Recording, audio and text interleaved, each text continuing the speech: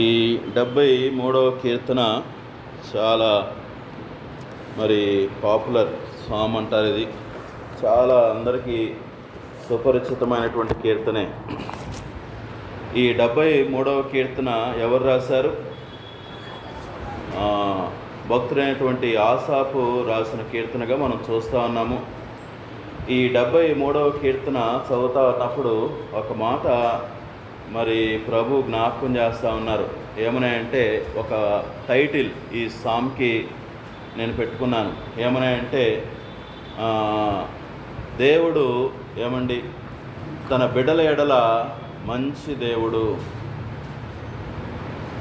దేవుడు తన బిడ్డల ఎడల ఆయన మంచివాడు. The goodness of God towards his people. ఆయన ప్రజల పక్షాన దేవుడు మంచివాడు. ఈ కీర్తన మొదట్లోనే కీర్తనకారుడు కంక్లూసివ్గా ఒక మాట చెప్పేశాడు ముందుగానే. ఆ తర్వాత కీర్తన అంతా కూడా దేని గురించి మాట్లాడతానా అని అర్థమవుతా ఉందా? దేని గురించి కీర్తనకారుడు మాట్లాడుతూ ఉన్నాడు? మొదటి వచనం చదువుదామా అందరం. 73వ కీర్తన మొదటి వచనం. ఇశ్రాయేలు ఎడల శుద్ధ హృదయ ఎడల నిశ్చయముగా దేవుడు దయాళుడై ఉన్నాడు. ఎవరి ఈ ఇశ్రాయేలీలు? బలహీనులే. ఇశ్రాయేలు అని అన్నప్పుడు వాళ్ళు ఎలాంటి వాళ్ళు? బలహీనులే. శుద్ధ హృదయులు అంటే అక్కడ మనం ఒక మాట చెప్పచ్చేమో, దేవుడి పట్ల దేవునికి నమ్మకంగా జీవించవాలని. అంటే మన దేవుడు ఎవరయ్యా అంటే, ఆయన విషయంలో నమ్మకంగా లేకపోయినా, నమ్మకంగా ఉన్నా సరే, దేవుడు మాత్రం తన బిడ్డల విషయంలో ఎలాంటి వాడంట? నిజంగా ఆ మాట ఆలోచిస్తున్నప్పుడు నిజంగా మన ప్రభుని ఎంతగా మనం స్తుతించాలో.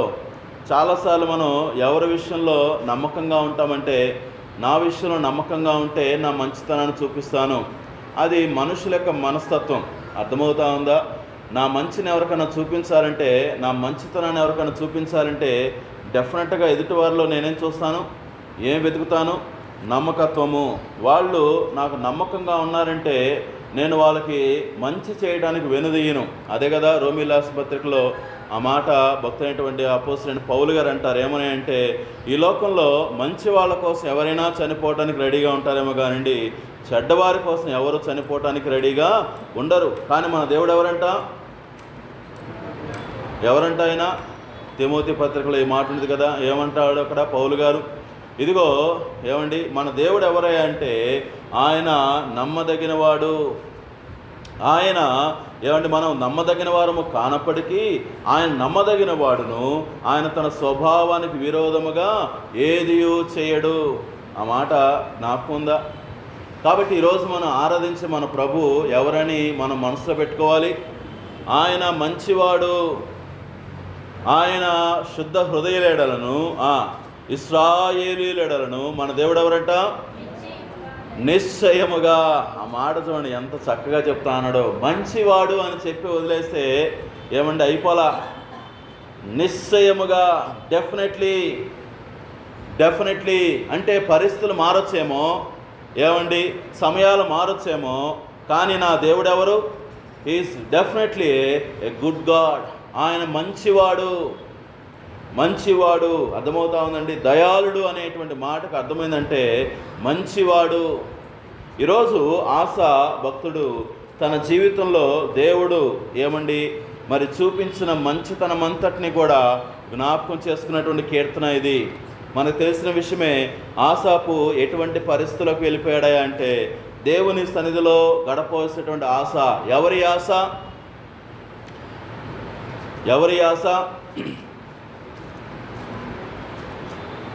బైబిల్లో ఒక వ్యక్తి అండి అని అనకుండా, ఎవరి ఆశ?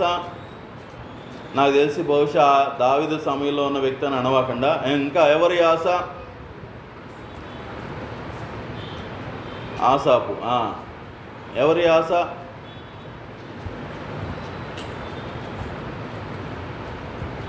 చెబితే నేనేం మార్కులేను, చెప్పకపోయినా నేనేం అనుకోను. అర్థమైందా? మీకున్న అవగాహన కోసం అడిగింది. ఎవరి ఆశ?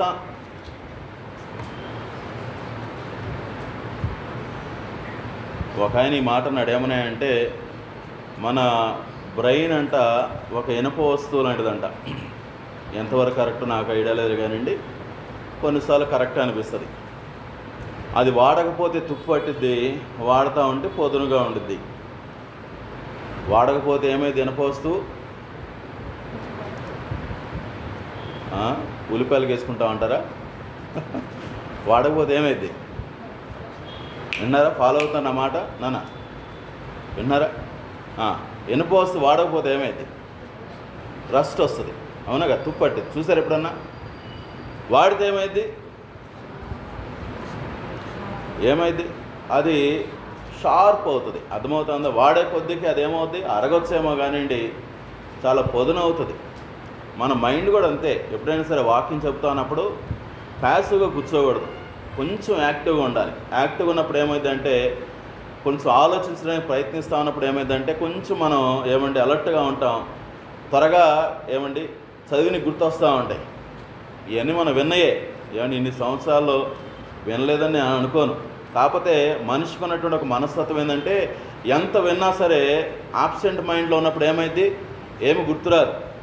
అర్థమవుతా ఉంది. అందుకనే మీకు జ్ఞాపకం చేయడానికే, ఇదేం కొత్తగా నేను నేర్పించేదేం కాదు, అది నాకు కూడా ఐడియా ఉందిలే కానివ్వండి. కాకపోతే ఆశ ఎవరు? Worship leader. ఎవరి ఆశ? ఆరాధన చేసేటువంటి ఆ గుంపులో ఒక వ్యక్తి అంటే ఎక్కడ ఎక్కువ సమయం గడిపేవాడు? దేవుని యొక్క సన్నిధిలో, దేవుని యొక్క మందిరములో. దేవుని మందిరములో ఉండవలసినటువంటి ఒక వ్యక్తి ఎక్కడికి వెళ్ళాడు తెలుసా? సరదాగా బయటికి వెళ్దాం అన్నట్టుగా తిరిగాడంట.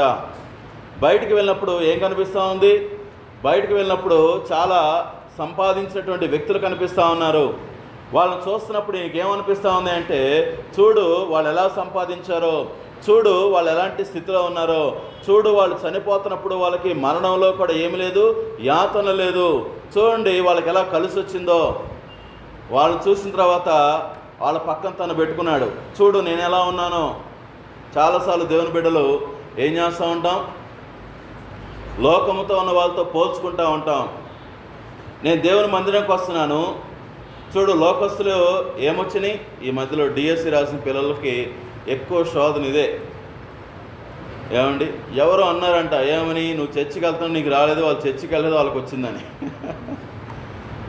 నువ్వు చర్చికి వెళ్తున్నావు, నీకు రాలేదు, వాళ్ళు చర్చికి వెళ్ళలేదు, అయినా సరే వాళ్ళకి ఏమొచ్చినాయి? ఉద్యోగాలు వస్తున్నాయి. ఈ ఆలోచన ఎప్పుడైనా మీకు వచ్చిందా? డెఫినెట్గా ఏదో టైంలో దుష్టుడు ఏం తెలుసా, ఈ బీజాలు పెడతా ఉంటాడు. నువ్వు దేవుని మందిరంకి వెళ్ళావు, నీకేం కలిసి రావట్లేదు, వాళ్ళు దేవుని నమ్ముకోకపోయినా సరే వాళ్ళకి ఏమొస్తుంది? వాళ్ళకి కలిసి వస్తుంది, వాళ్ళు సంపాదిస్తున్నారు, వాళ్ళు ఆరోగ్యవంతులుగా ఉంటున్నారు. ఆశ కూడా అలా అనుకుంటున్నాడంట. ఏమని? నేను ప్రభువు నమ్ముకున్నాను, నాకేమి లేదు. ఇవి నా మాటలు కాదు, దీంట్లో ఉన్నటువంటి విషయాలే చదివించడానికి లేట్ అయితే నేను చెప్తా ఉన్నాను. అర్థమవుతా ఉందా? అలాంటి పరిస్థితిలో ఆశ ఏమన్నా తెలుసా? ఇదిగో నేను దేవుని నమ్ముకోవటం, ఒకనొక టైంలో ఇలా అనుకున్నానంట. ఏమని? నేను దేవుని నమ్ముకోవటము, నా చేతులు నేను శుద్ధిగా చేసుకోవటము, దేవుని కొరకు నమ్మకంగా జీవించటము, భక్తిగా జీవించటం, ఇదంతా వేస్ట్ అనుకుంటా అన్న టైంలో దేవుడంట ఆశనం చేసి తెలుసా, ఆయన మందిరంలోకి వెళ్ళేలాగా నడిపించాయంట. దేవుని మందిరంలోకి వచ్చినటువంటి ఆశ ఇప్పుడు ఏమనుకున్నా తెలుసా? చూడండి ఏమంటా ఉన్నాడో. 22వ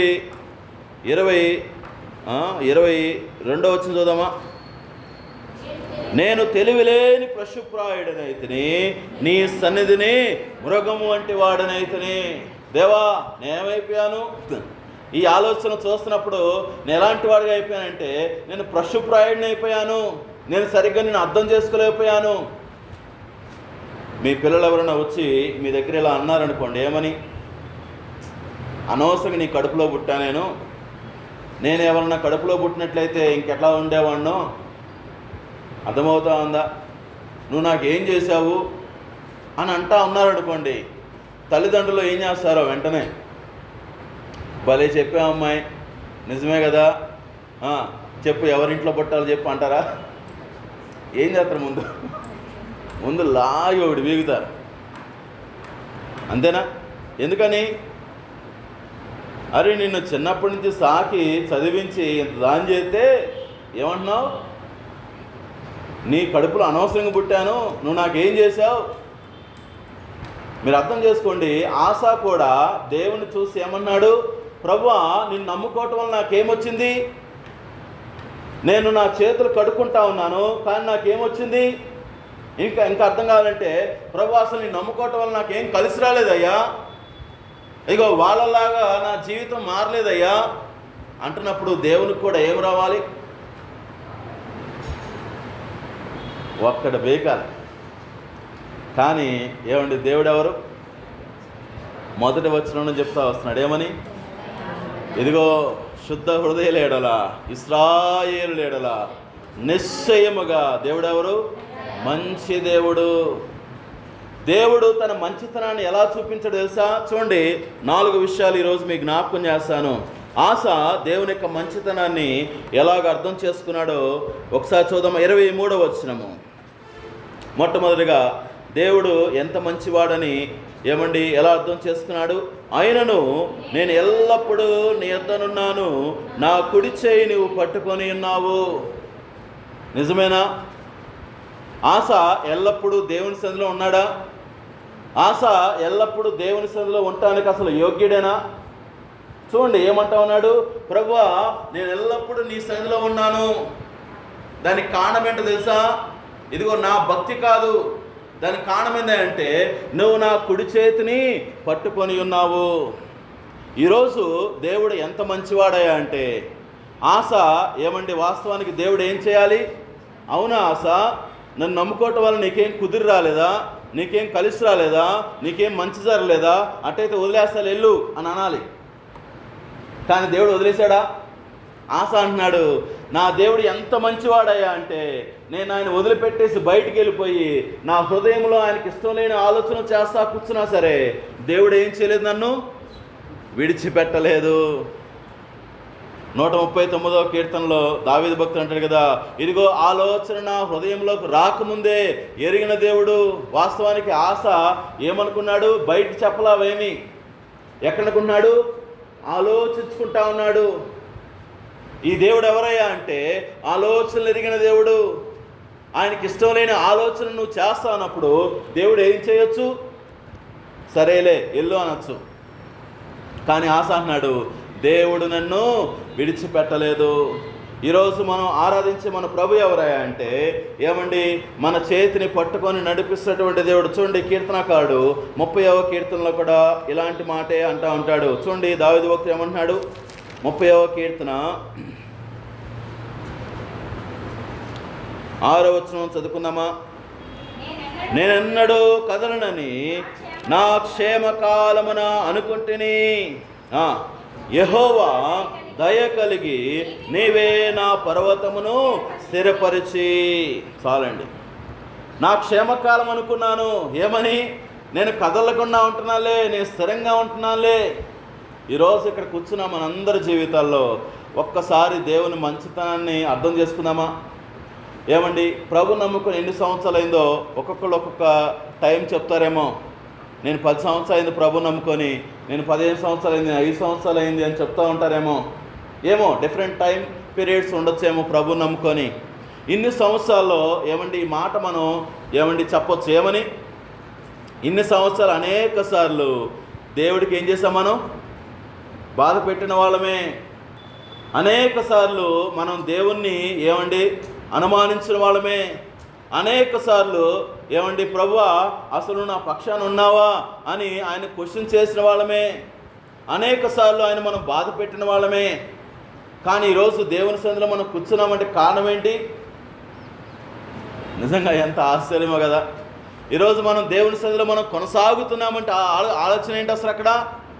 ఇది నన్ను బట్టి కాదు, నేనేదో ప్రార్థన చేసుకున్నాను, నేనేదో ప్రభు దగ్గరికి వచ్చా కాబట్టి మళ్ళా దేవుడు కాదు. ఆయన మంచితనము. దేవుడు నన్ను పట్టుకున్నాడు కాబట్టి నేను ఎక్కువ దూరం వెళ్ళలేకపోయాను. దేవుడు ఏమండి ఆయన కృప చూపించాడు కాబట్టి ఈ పర్వతం ఏమైందంట? స్థిరమైనను. ఏమండి, యెహోవా దయ కలిగి నీవే నా పర్వతమును స్థిరపరిచావు. మొట్టమొదటిగా ఆస తన జీవితంలో దేవుని మంచితనాన్ని ఎలా గుర్తుపెట్టుకున్నాడు? అయ్యా, నేను అవిధేయుడిని అయిపోయి బయటికి వెళ్ళిపోయి నిన్ను ఇబ్బంది పెట్టినా సరే నువ్వేం చేయలేదు, నా చేయి విడవలేదు. ఈ హోల్డ్ మై హ్యాండ్, ఆయన నా చేతిని, నా కుడి చేతిని పట్టుకొని ఉన్నాడు. కాబట్టి మొట్టమొదటిగా మనం దేవుని దేని బట్టి ప్రభువుని స్తుతించాలి అంటే ఆయన మనం విడవనటువంటి దేవుడు. చూడండి, యెషయా గ్రంథము 41వ అధ్యాయంలో మరొక మాట చూద్దామా? యెషయా గ్రంథము 41వ అధ్యాయంలో ఇశ్రాయేలు ప్రజల గురించి ప్రభు చెప్పినటువంటి ఒక మాట మనం చూద్దామా? 41వ అధ్యాయము 13 నుంచి చూద్దామా?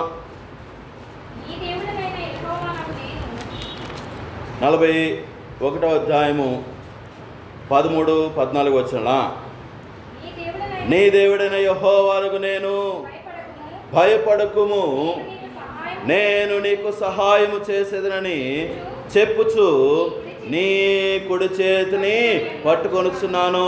పురుగు వంటి యాకోబు, స్వల్ప జనముకు ఇశ్రాయేలు, భయపడకుము, నేను నీకు సహాయము చేస్తున్నాను. ఎవరి యాకోబు, ఎవరి ఇశ్రాయేలు? ఏమండి, దేవుడు మన కుడి చేయి పట్టుకోవడానికి ఎవరైనా అన్నాడు కదా, ఇదిగో ఇశ్రాయేలు, ఇదిగో యాకోబు. ఇశ్రాయేలు నువ్వు స్వల్ప జనమే, అయినా సరే నేనేం చేయలేదు, నిన్ను విడిచిపెట్టలేదు. యాకోబు నువ్వు పురుగు వంటి వాడివే, అయినా సరే నేనేం చేయలేదు, విడిచిపెట్టలేదు.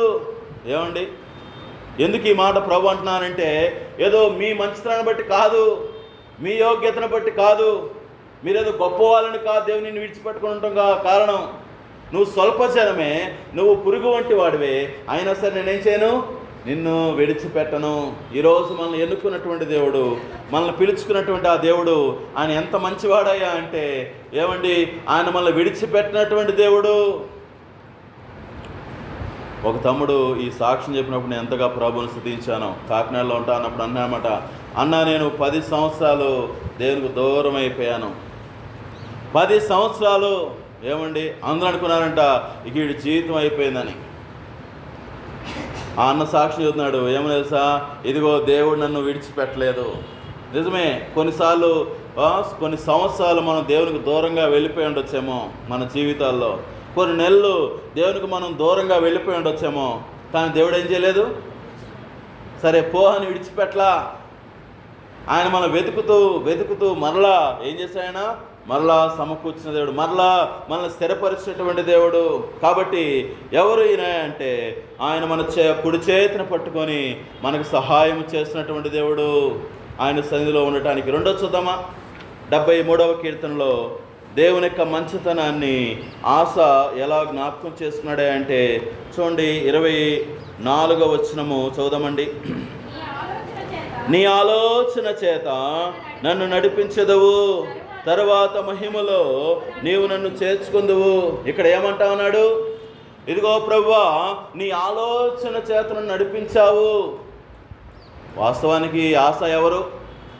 తన సొంత ఆలోచనలో బయటికి వెళ్ళిపోయిన వాడే. ఈ ఆస ఎవరు? తన సొంత ఇష్టాల పట్టి బయట తిరుగుతున్నవాడే.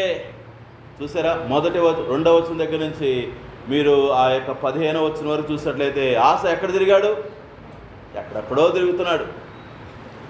ఆడికి వెళ్ళాలనిపిస్తే ఆడికి వెళ్తున్నాడు, ఎవరిని చూడాలనిపిస్తే వాళ్ళని చూస్తున్నాడు, లోపల మంచి కామెంటరీ పెట్టుకుంటున్నాడు, వీళ్ళు ఎలా ఉన్నారు, వాళ్ళు ఎలా ఉన్నారని. కానీ ఒకనొక టైంలో దేవుడు ఏం చేశాడు? ఒక ఆలోచన ఇచ్చి, ఒకసారి రా నీకు నిజం చూపిస్తానని చెప్పి ఎక్కడ నడిపించాడు? ఆయన దేవుని మందిరానికి నడిపించాడు. దేవుని మందిరానికి వచ్చేటువంటి ఆస ఏమని చెప్తా తెలుసా? నా దేవుడు ఎంత మంచివాడే అంటే, నేను ఆయన ఆలోచన పక్కన పెట్టి ఎటో వెళ్ళిపోతున్నా సరే నా దేవుడు ఏం చేయలేదు, నన్ను వదిలిపెట్టలేదు. ఏం చేశాడు? ఆయన తన ఆలోచన బట్టి నన్ను నడిపిస్తూ ఉన్నాడు. ఎవరు ఈ మంచి దేవుడయ్యా అంటే, రెండవది ఏమంటే ఆయన మనల్ని నడిపించే దేవుడు. ఆయన మనల్ని నడిపించే దేవుడు. ఏమంటే అందుకని 23వ కీర్తనలో దావీదు భక్తుడు తన జీవితంలో ఏమండి సుదీర్ఘ అనుభవంలోంచి ఒక మాట రాస్తున్నాడు. ఏమని? యెహోవా నా కాపరి, యెహోవా నా కాపరి. ఈ మంచి కాపరి ఏం చేస్తాడు? పచ్చిక గల చోట్ల నన్ను నడిపిస్తూ ఉంటాడు, పరుండ చేస్తూ ఉంటాడు, శాంతికరములు జలమయుద్ధను పరుండ పెడతా ఉంటాడు. గాఢాంధకారపు లోయల్లో కూడా నేనేం చేస్తాను? నన్ను చక్కగా నడిపిస్తాడు. భయపడుకోకుండా ఆయన నడిపించగలడు. ఈరోజు మన జీవితాల్లో ఏమండి, ఈ అనుభవాల్ని బట్టి మనం ప్రభువుని ఆరాధన చేద్దామా? ఇన్ని సంవత్సరాలు దేవుడు మనల్ని ఏం చేశాడు? నడిపించిన దేవుడు. ఇన్ని సంవత్సరాలు అనేక సార్లు మనం ఆయన ఆలోచన పక్కన పెట్టి తొలగిపోయినా సరే మరలా ఆయన ఆలోచనలోకి మనం నడిపిస్తున్నటువంటి కాపరి మంచి దేవుడు, మంచి దేవుడు. నేను సేవకు రాకముందు కూడా ఏమండి ప్రభువుని నేను స్తుతించినటువంటి ప్రాముఖ్యమైన మాట ఇదే. 6 నెలలు ఆల్మోస్ట్ ప్రభు నాతో మాట్లాడిన తర్వాత 6 నెలలు చాలా శోధించబడ్డాను. ఎంత శోధించబడ్డానే అంటే ఇక మా అక్క వాళ్ళు కానివ్వండి, మా బాగా తెలిసినటువంటి నా మేలు కోరుకున్న వాళ్ళందరూ వచ్చేసి కూర్చొని మీటింగ్ పెట్టేశారు. మా ఇంట్లోనే పెట్టేసి అందరూ ఒక్కొక్క మాట చెప్తున్నమాట. ఏమన్నాయంటే మంచి సలహాలే, నా మేలు కోరే. ఏమన్నాయంటే నీ వయసు అంతా, నీ పిల్లల వయసు అంతా ఒకళ్ళ మొదలు పెట్టడం. రెండోది నీ భవిష్యత్తు ఏమైపోయింది, పిల్లల భవిష్యత్తు ఏమైపోయింది ఇంకొకరు మొదలు పెట్టడం. ఇంకా బాగా మంచి స్వీట్గా ఉండేటువంటి మాట చెప్పినమాట ఒకళ్ళు. ఏమన్నాయంటే నువ్వు ఉద్యోగం చేసుకుంటా చేసుకో దేవుని సేవ, అదిగో అన్నం చూడని చాలామంది మన అన్నలు చూపించారు. మన సంఘంలో చాలామంది అన్నలు ఏం చేస్తున్నారు? ఉద్యోగం చేసుకుంటా దేవుని పని చేస్తారు కదా. ఇదిగో చూడు పలా అన్న సేవ చేయట్లేదా, ఆయనకంటే బాగా చేస్తావా? పలానా అన్న చూడు సేవ చేయట్లేదా, ఆయనకంటే నువ్వు బాగా చేస్తావా? ముందు ఒక 2-3 సంవత్సరాలు ఏం చేస్తావు? ఉద్యోగం చేసుకుంటా చేయి. చివరికి ఇక నా పరిస్థితి ఎలా అయిపోయిందంటే నేను కూడా బలహీనంగా ఆలోచించి ఇంకేం చేశానంటే సరే నేను ఉద్యోగం ట్రయల్ చేయటం మొదలుపెట్టాను. 4 నెలలు ఉద్యోగ ప్రయత్నాలు ఉన్నా. ఈ 4 నెలల్లో 5 చోట్ల ఇంటర్వ్యూలకు వెళ్ళాను, డెమో రాశాను, తర్వాత ఏమంటుందాన్ని క్లాసు చెప్పాను. అంతా అయిపోయింది. ఏమండి చివరి స్టెప్ జాయిన్ అవ్వాలి అనుకోవడంగా ఆ టైంలో మనసు కుదిరేది కాదు. ఎందుకు వచ్చేసానో తెలియదు. ఇక వెంటనే ఆడ నుంచి వచ్చేసామన్నమాట. చివరిగా గాయత్రి కాలేజీలోకి వెళ్ళాను. అక్కడ కూడా వాళ్ళు సెలెక్ట్ చేశారు, 55,000 రాశారు. మనసు ఏమో నొచ్చుకుంటా ఉంది. ఇంట్లో చదివితేనే సంతోషిస్తున్నారు వాళ్ళు. ఏమనంటే అమ్మయ్య దేవుడు మళ్ళీ అక్కడ కూడా మనం వాడతాం కదా, దేవుడు ద్వారం తెరిచాడు. ఏం ద్వారం? మంచి ఉద్యోగం దేవుడు ఇచ్చాడురా, ఇంకేంటి. ఇక ఆ రోజు ఏం చేశానంటే ఆదివారం ఆరాధనకి చెన్నై వెళ్ళాను. చెన్నై వెళ్తే ప్రభు ఆ రోజు మాట్లాడతామాట. నాకు ఫైట్ టైము చేసుకుంటున్నప్పుడు పొద్దున్నే యెషయా 30వ అధ్యాయంలో ప్రభు అంటా ఉన్నారు, లోబడిని పిల్లలకు శ్రమ అని. మొదటి వచనమే అది. ఇక చూసిన తర్వాత వెంటనే మూసేశాను. ఇంకా చాలే క్వైట్ టైం అయిపోయింది, ఇక ఎందుకంటే ఎక్కువ చదవలేను నేను. ఆ ఒక్క మాటే మూసేసి ప్రార్థన చేయడం మొదలుపెట్టాను. ప్రభువా ఇదిగో నువ్వు నడిపిస్తావు, నాకు అర్థమవుతా ఉంది, కానీ నాకు బలము దయచేయండి. ఆరాధన అయిపోయింది. ఫోన్ చేసి చెప్పాను మా డీన్ గారికి. ఆయన అన్నాడు, మంచోడవా పిచ్చోడవా, ఎవరన్నా ముందే చెప్తారు, మీరేంటంటే రేపు పొద్దున జాయిన్ అవ్వాలంటే ఇప్పుడు చెబుతున్నారు అనేసి ఆయన తిట్టాడు పాపం. సరే ఆయనకి ఎంత చెప్పినా ఏమర్థమైంది, దేవుడు మాట్లాడుతున్నాడంటే నవ్వుతున్నాడు ఆయన. అయిపోయిన తర్వాత ఆ రోజు ఆదివారం, నెక్స్ట్ ఆదివారం సాయంత్రం స్టీఫెన్ గారని విజయవాడలో మీటింగ్ పెట్టారు. మరి చర్చిలో మీటింగ్ పెడితే ఆ రోజు ప్రభుని అడిగాను, ప్రభువా మరి నేనైతే చెప్పేసాను కాలేజీలో, అది క్లోజ్ అయిపోయింది, ఇంట్లో వాళ్ళకి ఎలా చెప్పాలో అర్థం కావట్లేదు, నాకు ధైర్యం ఇవ్వండి. ఇంట్లో చెప్పలా, వాళ్ళకి ఏం చెప్పట్లే నేను, ఎందుకంటే ఎలా చెప్తే వాళ్ళకి అర్థం చేసుకుంటారు, ఆల్రెడీ వచ్చేసిన ఉద్యోగం చెప్పాను. సరే ఇక ఆ రోజు మాట్లాడుతాం. ఏమన్నాయంటే మరి ర్యాప్చర్ గురించి, దేవుని బిడ్డలు ఎత్తబారటము, తర్వాత మరి బహుమానాలు పొందుకోవటం, ఆ మహిమ గురించి ఆయన చెప్తా మరి ఒక మాట అన్నమాట. ఏమనంటే చాలామంది ఉద్యోగం చేసుకుంటా దేవుడు పిలిస్తే ఉద్యోగాన్ని కూడా వదిలిపెట్టుకోలేని పరిస్థితిలో ఉంటున్నారు అనేటువంటి మాట అన్నప్పుడు ఇక నేను ఆ రోజు ప్రార్థన చేసుకుంటా మరి ప్రభుని అడిగా, ప్రభు ఏం చేయాలి నాకు అర్థం కావట్లేదు, నేను ఎలా చెప్పాలి నాకు అర్థం కావట్లేదు అంటే ప్రభు ఒక మాట జ్ఞాపకం చేస్తారు. ఏమని అంటే ఇదిగో సగం జీవితం నీ కోసం నువ్వు జీవించావు, ఈ సగం జీవితం కూడా నువ్వు ఆలోచిస్తే వాస్తవానికి నువ్వు చనిపోవాల్సిన వాడివి నీ అలవాట్లను బట్టి. దేవుడు రక్షించుకొని నీ జీవితాన్ని బాగు చేసి ఒక గొప్ప లైఫ్ ఇచ్చాడు. నేను ఎప్పుడూ అనుకోలేదు ఒక ప్రిన్సిపల్ అవుతానో, ఒక లెక్చరర్ అవుతానో. దేవుడు అనుకోనటువంటి స్థాయిలోకి దేవుడు తీసుకెళ్ళాడు. సగం జీవితం నేను జీవించేశాను, ఇంకా సగం జీవితం నీకు ఇవ్వటనా, దేవునికి ఇవ్వటం తప్పేంటి? ఈ ఆలోచన ఏమండి, దాన్ని బట్టి నేను ప్రార్థన చేసుకొని ఈ ఆలోచన ఇంట్లో చెప్పేశాను. ఏం చెప్పాలో తెలియలేదు ఆ రోజు. నాకు ఇదే మాట చెప్పాను, మమ్మీ దేవుడు సగం జీవితం ఏమండి నా కోసం జీవించడానికి, ఒక మంచి అచీవ్మెంట్ సాధించడానికి దేవుడు సహాయం చేశాడు, మిగిలిన సగం జీవితం దేవుడికి ఇవ్వటం తప్పేంటి? ఇక ఆ మాటకు వాళ్ళు ఏం చెప్పలేదు. నేను ఉద్యోగం చేయనని చెప్పినా ఒకవేళ వాళ్ళు గొడవ పెట్టిన వాళ్ళేమో. ఎవరి మన దేవుడు? ఆయన ఆలోచన చెప్పి ఆయన తన ఆలోచన ప్రకారం ఏం చేస్తాడంట? నడిపించే దేవుడు. ఈరోజు మన జీవితాల్లో మన ప్రభు ఎవరా అంటే, అనేక క్లిష్టమైన పరిస్థితుల్లో, నిర్ణయాలు తీసుకోలేని పరిస్థితుల్లో మన జీవితాలను నడిపించినటువంటి దేవుడు. ఇదే త్రోవ అని నడిపించినటువంటి దేవుడి పేర. కాబట్టి మన ప్రభుని స్తుతించాలి. యెషయా గ్రంథం 55వ అధ్యాయము 9వ వచనంలో చక్కగా ఈ మాట అంటాడు. ఏమంటే, ఇదిగో నా ఆలోచనలు, నా మార్గములు ఎలాంటివంట? చూద్దాం మాట ఒకసారి. 55వ అధ్యాయము 9వ వచనము, ఆకాశములు మోపైన ఎంత ఎత్తుగా ఉన్నవో మీ మార్గముల కంటే నా మార్గములు, మీ తలంపుల కంటే నా తలంపులు ఎత్తుగా ఉన్నవి. ఈరోజు మన దేవుడు ఎవరే అంటే, మనందరి పక్షాన అనేక ఆలోచన కలిగిన దేవుడు. ఆ ఆలోచనలో నడిపించేటువంటి దేవుడు. మూడో మాట చూద్దామా? కీర్తన 73వ కీర్తన దేవుని యొక్క మంచితనం గురించి ఏమనుకుంటున్నాడు తెలుసా? చూద్దామా? 25వ వచనం, ఆకాశమందు నీవు తప్ప నాకెవరున్నారు? నీవు నాకుండగా లోకములోనిది ఏది నాకు అక్కర్లేదు. అంతకు ముందే కదా ఆశ ఏం కోరుకున్నాడు? ప్రభువా నువ్వు పక్క నుండి కాసేపు ఇవన్నీ ఉంటే ఎంత బాగుండో అనుకున్నాడు. ప్రభువా నువ్వు నిన్ను నమ్ముకోవటం వల్ల పెద్ద నాకేం ఒరిగింది? ఇదిగో నువ్వు కాస్త పక్కనుంటే నాకు ఎన్ని దొరుకుతాయేమో అన్నట్టుగా చూసినటువంటి ఆశ ఇప్పుడు సడన్గా ఏమంటున్నాడు? ప్రభువా ఆకాశమందు నీవు ఉండగా భూమి మీద నాకు ఏమీ అక్కరలేదు. అంటే అర్థం ఏంటి? ఏమి వద్దనా? నాకు ఆకలి వేస్తుంది, భోజనం వద్దనా? నాకు అవసరం ఉంది, ఉద్యోగం వద్దనా?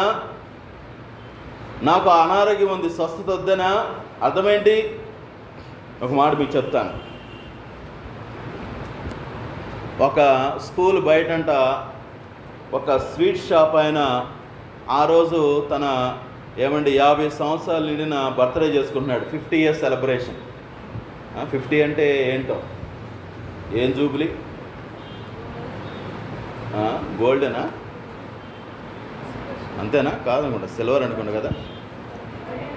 75 సర్లే ఏదో జూబ్లీలే కానీ 50 సంవత్సరాల బర్త్డే.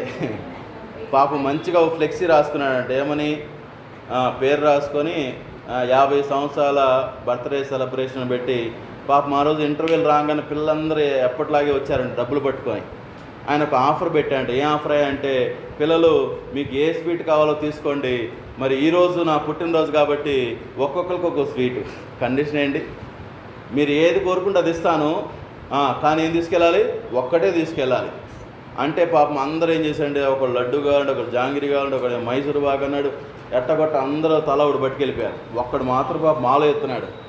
పాపం ఈయనకి అర్థం కాక అడుగుతా అంటే, ఏంట్రా అబ్బాయి నీకేం అర్థం కావట్లేదు, ఏ స్వీట్ తీసుకెళ్ళాలని? ఇదిగో ఇదేం ఇది జాంగ్రీరా, దీంట్లో కథ కలర్ వేస్తారు, ఇది మైసూరు పాకురా, దీంట్లో కథ సున్నిపిండి వేస్తారు. ఏం పిండి అది? శనగపిండి వేస్తారు. పాపం అన్నీ ఎక్స్ప్లెయిన్ చేస్తూ ఉన్నాడంట. ఎందుకని? కోరుకోలేకపోతున్నాడు కదా ఏ స్వీట్ కావాలని. చివరికి అబ్బాయినంట, అంకుల్ నాకు ఏమొద్దు, నువ్వు ఉంటే చాలు అన్నాడంట. నాకు నువ్వే కావాలన్నాడంట. పాపం ఆయనకి ఆ సీక్రెట్ అర్థమైపోయి వెంటనే అబ్బాయిని పట్టుకొని కౌగులించుకున్నాడంట. ఎంత తెలియగలవాడారు నువ్వు? మిగతా వాళ్ళందరూ ఎవరు? మంచి మంచి స్వీట్లు ఏరుకొని పోయిన వాళ్ళు ఎవరు? తెలివి తక్కువ వాళ్ళు. ఎందుకని? వాళ్ళకి ఆ ఒక్కరోజే స్వీటు. కానీ ఈ అబ్బాయి ఎవరు పట్టుకున్నాడు? ఆ స్వీట్ చేసి ఆయనే పట్టుకున్నాడు. నువ్వు ఉంటే చాలు నాకు అన్నట్టుగా. ఎందుకని? ఆయన ఉంటే ఏ రోజు స్వీట్ కావాలో ఆ రోజు స్వీట్ వచ్చేది. అర్థమైందండి? ఆశ యొక్క మైండ్ అదే. ప్రభువా, ఇదిగో వాళ్ళకి అనారోగ్యాలు లేవని అనుకుంటున్నాను అంటే నాకు ఆరోగ్యం ఉంటే చాలనుకున్నాను. కాదు ప్రభువా. ఇదిగో వాళ్ళకి ఆస్తి ఉంది, ఆస్తి ఉంటే సరిపోయేది. కాదు ప్రభువా, నువ్వు ఉంటే నాకు చాలు. ఎందుకని? నువ్వు ఉంటే ఏముంటుంది? అన్నీ ఉన్నట్లే. నాకు ఏది అవసరమో. ఏమండి, యోసేపు గురించి మనం ధ్యానించినప్పుడు ఒక మాట చెప్పాను, ఎంతమంది గుర్తుందో? యోసేపు ఎవరు? నిరీక్షణతో జీవించిన వాడు. జోసెఫ్ అనే మాటకు అర్థమైంది గాడ్ షల్ యాడ్, దేవుడు జత చేయువాడు, దేవుడు సమకూర్చువాడు. యోసేపు యొక్క జీవితంలో ఎన్ని అవరోధాలున్నా, ఎన్ని డౌట్స్ ఉన్నా సరే ఒక్క క్వశ్చన్ కూడా వేయలేరు. చూడండి, యోసేపు ఎక్కడన్నా మాట్లాడా?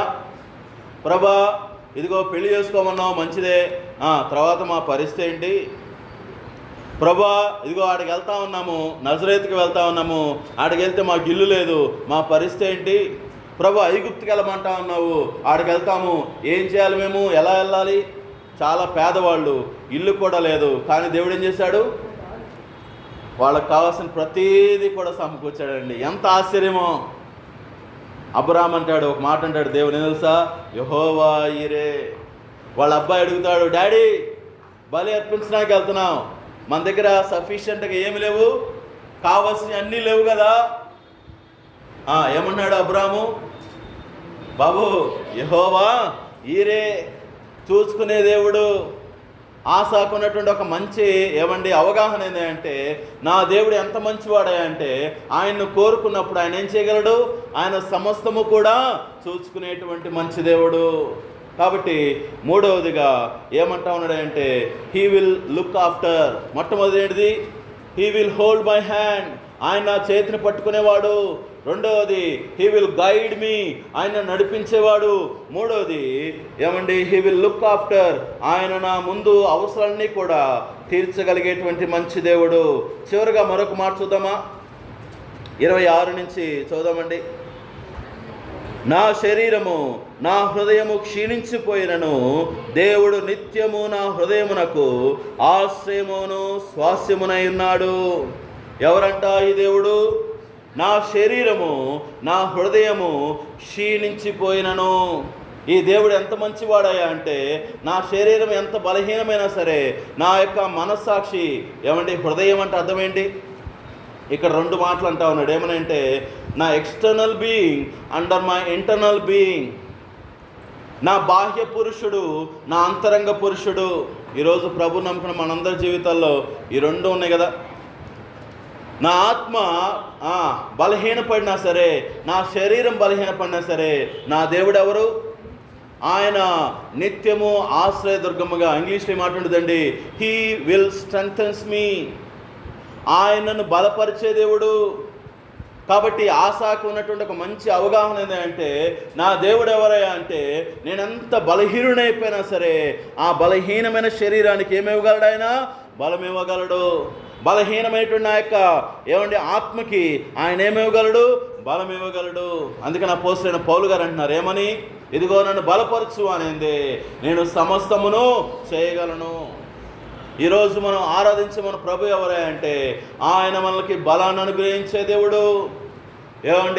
బలాభివృద్ధి కలుగ చేసేటువంటి దేవుడు. అందుకనే యెషయా గ్రంథము 40వ అధ్యాయము 29వ వచనంలో చాలా చక్కటి మాట ప్రభు చెప్తా ఉన్నారు. చదువుదాం ఆ మాట ఒకసారి. చివరగా 40వ అధ్యాయము 29వ వచనము. సొమ్మసిల్లిన వారికి బలమిచ్చువాడాయనే, శక్తిహీనులకు బలాభివృద్ధి కలుగు చేయవాడాయనే. ఎవరంట ఆయన? ఆయన మనల్ని బలపరిచే దేవుడు, పేరా విడిచిపెట్టే దేవుడు కాదు. దేవుని బిడ్డలు అనారోగ్యంతోనే ఉండటానికి ఇష్టం కాదు. అలా అని దేవుడు 100% స్వస్థపరుస్తా అంటే అది ఆయన ఇష్టం. కానీ దేవునికి చిత్తమైందయా అంటే, ఆయన నిశ్చయముగా దేవుని బిడ్డలు ఏం చేస్తాడు? శారీరకమైన బలాన్ని, ఆత్మలో బలాన్ని అనుగ్రహించేటువంటి దేవుడు. మళ్ళీ ఒకసారి చెప్పుకుందామా? ఆశ తన దేవుని గురించినటువంటి అవగాహన ఏంటి? నా దేవుడు ఎలాంటి వాడు? నిశ్చయముగా మంచివాడు. నా దేవుడు నిశ్చయముగా మంచివాడు. ఎలా అనుభవించాడు ఆశ తన మంచితనాన్ని, దేవుడు మంచితనాన్ని? మొట్టమొదటగా ఇదిగో నిత్యము ఆయన సన్నిధిలో ఉండగలిగే కృపనిచ్చాడు. వాస్తవానికి నేను ఎవరు? ఆయన సన్నిధికి దూరంగా వెళ్ళిపోయిన వాడినే, ఎటెటో తిరిగేవాడినే. అయినా సరే దేవుడు ఏం చేశాడు? ఆయన సన్నిధిలో ఉండే కృపనిస్తా ఉన్నాడు. ఇది నన్ను బట్టి కాదు, ఆయన నా కుడి చేతిని పట్టుకొని ఉన్నాడు. కాబట్టి మొట్టమొదటిది ఆయన మనల్ని స్థిరపరుస్తున్నటువంటి దేవుడు, మనల్ని పట్టుకున్నటువంటి దేవుడు. రెండవది ఆయన మనల్ని నడిపించే దేవుడు. ఏటేటో తిరుగుతున్నటువంటి ఆశ ఏం అనుభవించాడు? దేవుని మంచితనాన్ని. దేవుడు నా నా నా నా ఆలోచన బట్టి నేను వెళ్ళిపోయినప్పుడు నిన్ను విడిచిపెట్టలేదు. ఆయన మరలా ఒక ఆలోచన ఇచ్చి ఆయన ఆలోచనలో నన్ను నడిపించాడు. కాబట్టి ఎవరు ఈ మంచి దేవుడయ్యా అంటే ఆయన తన యొక్క ఆలోచనను బట్టి మనల్ని నడిపిస్తున్నటువంటి దేవుడు. మూడవది ఆయన అన్నీ చూసుకునేటువంటి దేవుడు. ఎవరు ఈ ఆశ? ఇదివరకు వీలుంటే చాలు, ఇది ఉంటే చాలు అనుకున్నటువంటి ఆశ చివరికి ఏమన్నాడు? అయ్యా ఆకాశమందు నీ ఉండగా నాకు ఏమీ అవసరం లేదు ప్రభువా. అంటే అర్థమైంది అంటే నువ్వు ఉంటే అన్నీ చూసుకుంటావు ప్రభువా, నువ్వు ఉంటే అన్నీ చూసుకుంటావు. కాబట్టి ఈరోజు మనం ఆరాధించే మన ప్రభు ఎవరు అంటే యెహోవా ఈరే దేవుడు, సమస్తము చూసుకునేటువంటి దేవుడు. చివరిగా మరొక మాట చెప్పినాం కదా, ఎవరి దేవుడయ్యా అంటే ఆయన మనకు బలం ఇచ్చేటువంటి దేవుడు. బలహీనులకు నా శరీరం బలహీనమైనా సరే, నా ఆత్మ బలహీనమైనా సరే, నా దేవుడు ఏం చేస్తాడంట? ఆయన నిశ్చయముగా తన బలాన్ని అనుగ్రహించే దేవుడు. కాబట్టి హీ విల్ స్ట్రెంథెన్స్, ఆయన మనల్ని బలపరిచేటువంటి దేవుడు. కాబట్టి ఈరోజు ఈ 4 విషయాలు బట్టి ప్రభువుని ఆరాధన చేద్దాం. రండి, కళ్ళు